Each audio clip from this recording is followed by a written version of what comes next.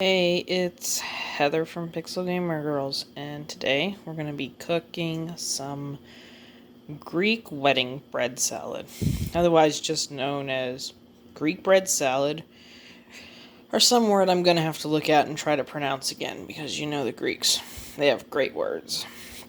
Anyway, we're also going to be making Italian wedding soup. We're going to start off with salad this time.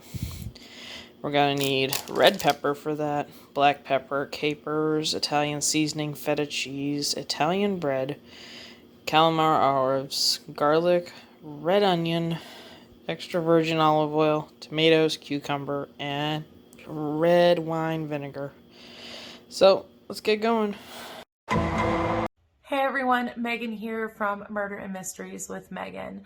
First off, I want to say thank you to the ladies over on Pixel Gamer Girls for having me again and us doing another cooking and crime collaboration together. Over on my channel, we talk about true crime, conspiracies, hauntings, and other types of mysteries. So if that's something you're interested in, make sure to hop on over there after you're finished watching here. And that way you can check out some of the cases that I have covered in the past. Also, we will be having a subscriber giveaway over on my channel, so make sure to check that out as well.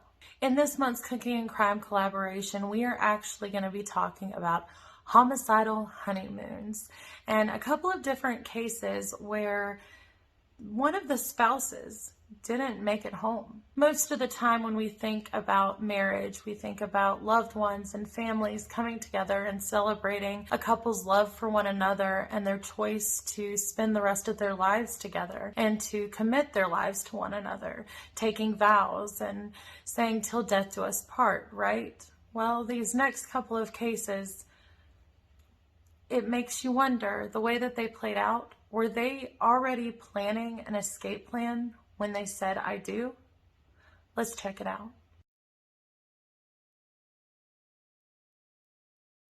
Alright, first off, we are going to be wanting to cut our heirloom mini tomatoes in half. We're going to want to slice our cucumber in thicker slices, but cut it in half and try not to get as many of the seeds. We're going to want these in thin red onion strips. I'm only going to be using the red pepper, but we're going to slice it very thinly, because I found out I was supposed to get roasted red pepper, and I ended up just getting normal red pepper. My bad. But I am going to cut it up really thinly, maybe even saute it or let it soak a little, so it's more like roasted red pepper would be, and add it later. Or, honestly, just put it in raw. Either way. Alright, we better get slicing. Okay, I decided not to cut up the tomatoes this time, worst comes to worst, and I think they're too big. I'll slice them up when I see them, but they're really, really tiny, so... I did get some of the red pepper because it was supposed to be roasted. I got all the cucumber and the red onion hiding over here. Now, to save some time, I took the initiative to make the dressing, which is 1/3 cup of the olive oil, 2 tablespoons of red wine vinegar, 1 clove of garlic, and 1½ teaspoons of the Italian seasoning with enough salt and pepper to taste how you'd like it. Alright, and all that's left to do is assemble the salad. I took my time and cut up a half a loaf of the crusty baguette bread, and I'm going to be putting all of our sliced up vegetables into that.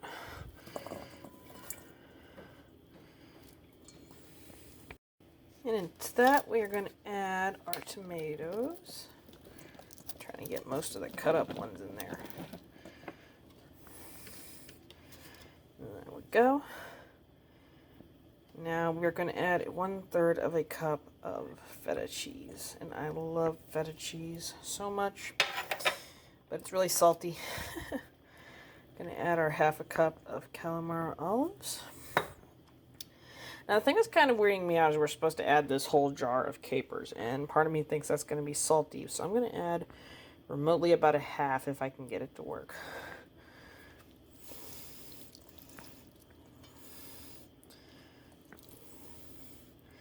There we go. I'm going to try that out, see how it is, and if it's too salty or too not salty, I will add the rest of those in. Let's take a little moment and give our dressing a final little stir up.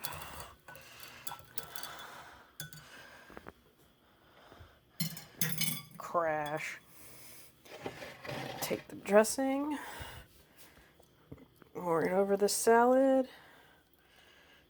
And after I scrape that out better, I will mix this up and show it to you. And here we go. Our bread salad's all mixed up. I'm going to take a little piece of bread just to get a flavor idea of all this. But we're going to be officially tasting it later, because I need to get all those flavors together in my bite. Just from that bread, you can taste the saltiness and the cheese and everything already. Gonna try this later, though. Alright, I'm having a bowl of it. Got a nice bite with some bread and tomato and everything on it. Except for maybe feta. Oh, that's actually pretty good. I was reading up about how this pertains to weddings. Apparently the Greeks use it for an easy way to break bread during the summer, because baking bread during the summer to break it during the summer for weddings was hot. Especially when you live in a Mediterranean place. This is actually really good. I thought the bread would be weird, but it's good because it soaks up the dressing. Alright. Well, I guess on to the Italian wedding soup. Alright, it is wedding soup time, and we're going to start with the meatballs that go in it. We have 8 ounces each of beef and pork. Got salt, pepper, Parmesan cheese, breadcrumbs, parsley because I couldn't find any fresh, 1 egg, some olive oil that I've infused with the garlic, oregano, and I do believe those are our onions, but that's for the broth, so ignore them. Alright, let's get making the meatballs. Alright, into one bowl we have put our beef and pork, our egg, our breadcrumbs, Parmesan, well, that's over here more so. Got our parsley and our oregano here, and I put a sprinkle of salt and pepper over all of it. Now we get our hands gooey and make a nice mixture for our meatballs. Alright, we got our mixture, and I'm going to be dividing these up into about inch-sized little meatballs. Slightly smaller than I normally make meatballs, because they're going to be going in our soup. And we don't want them to be huge for once, because usually with my meatballs I'll make them and stuff them with cheese, and they're huge and they sit on the spaghetti. But no, these need to be like bite-sized. Alright, we have all the meatballs formed, and we've had our pot over here with oil in it preheating at a nice medium temperature because we don't want to burn these. I'm going to take a couple of these. Come here, guys. Get them cooking in here.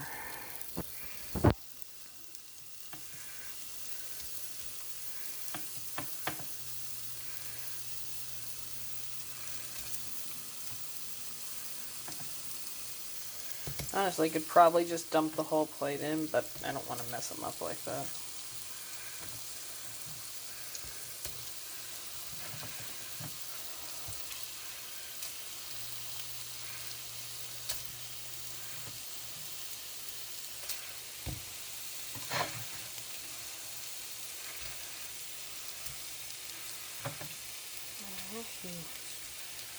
Alright, here we go. We're going to let those brown up for a little bit.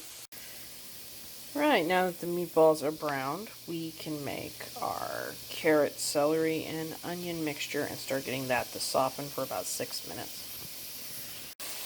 Right, we have got our carrots and the celery and onions cooking, and I put my meatballs back in to brown up a little more. We're going to be adding in our 4 cups of broth that this one calls for. Here we go.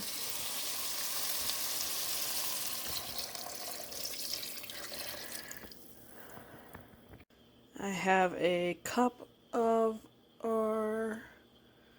I actually don't remember what this pasta's called. Pretty much a cine de pepe, I think it is. Little wonderful Greeky Italian words. But it's really, really tiny pasta. Like little balls of spaghetti noodles. It's going to go in here once we get all this boiling. I've put it up on a higher temperature for now to get it boiling, and then once it starts boiling, I'm going to put our spinach leaves into it and let it cook. Alright, now that we've got a nice little rolling boil going on, we're going to get into our spinach.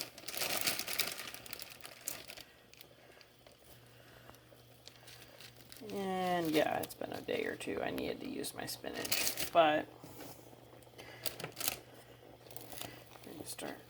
that in, and that will boil down. I leave the stems on because personally I like them, but I'm weird like that. After we boil this down and add a few more handfuls, we're going to let that soup cook for probably on low for, about an hour or so. While soup is starting to bubble away, I want to mention the Gamers and Geeks Can Cook playlist, where you'll find other cooks other than myself, Javik of Death, Ball Girl, Quick Smoke. I think Lyrical's on there a few times of her candy and the time she blew up the house. Lots of fun things. If you want to add a video to it, just make a video and mention the Gamers Can Cook. Yeah, I can't talk. The Gamers and Geeks Can Cook playlist. I also want to give Megan a major shout out on over 300 subs. She's doing amazing on her channel, guys, and if you like murder and mystery, please head over there.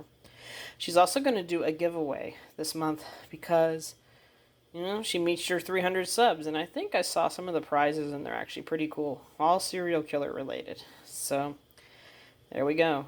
We'll taste this soup in a little bit. Alright, our soup is done. We're going to take a bite of that. Got our broth, got a little piece of the meatball, got some spinach. Not too fond of carrot, but there's some in there. Here we go.